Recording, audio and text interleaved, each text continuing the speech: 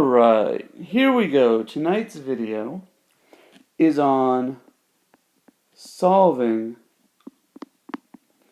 inequalities.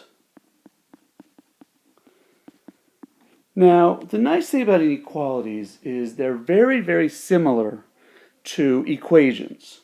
So, for example, if I gave you the equation x plus 7 equals 9, you would tell me to solve it that you would subtract 7 from both sides and get x equals 2. Well, what if I made that x plus 7 is less than 9? Here, I would subtract 7 from both sides, and I would get x is less than 2. The difference being, in this equation, x equals 2. That is it. That is the only solution that can happen. But here, it could be 1.9999999999910, negative 1, negative 1.5, negative 1.8, negative 2, negative 2.3487. It can be an infinite number as long as it's less than 2. Can't equal 2, but it must be less than 2. Now, we do have a small issue when it comes to inequalities. And here's the issue. Negative 4x is less than 16. No, I don't want to do that. Let's not use 16. 16 is going to confuse us a little bit. Let's do is less than 12.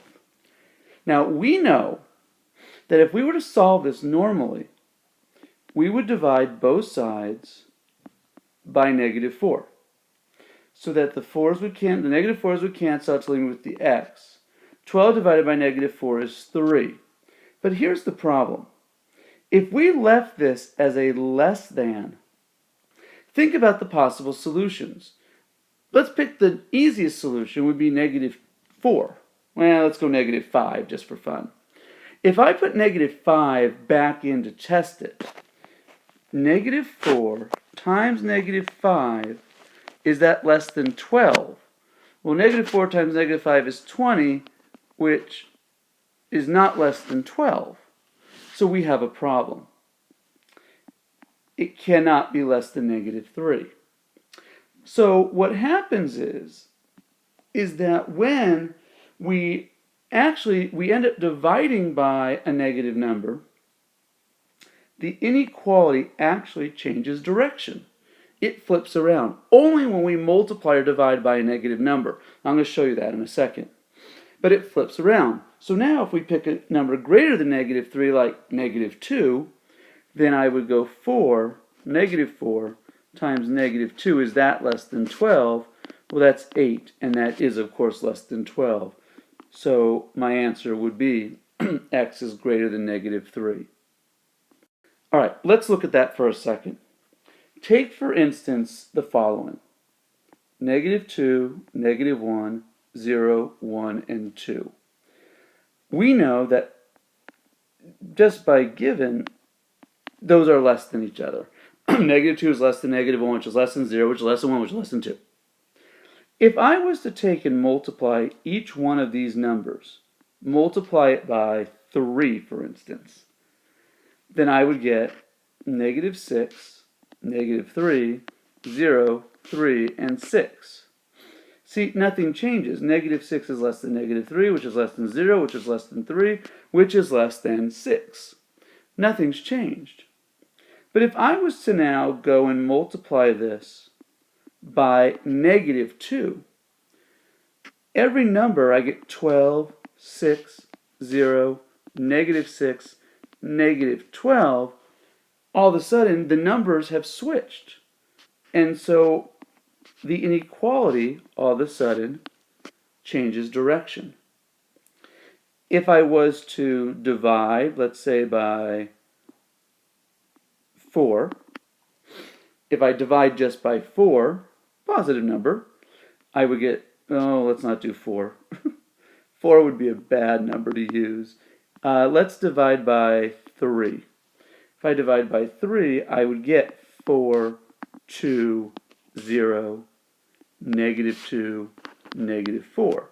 So again, my inequalities have stayed the same.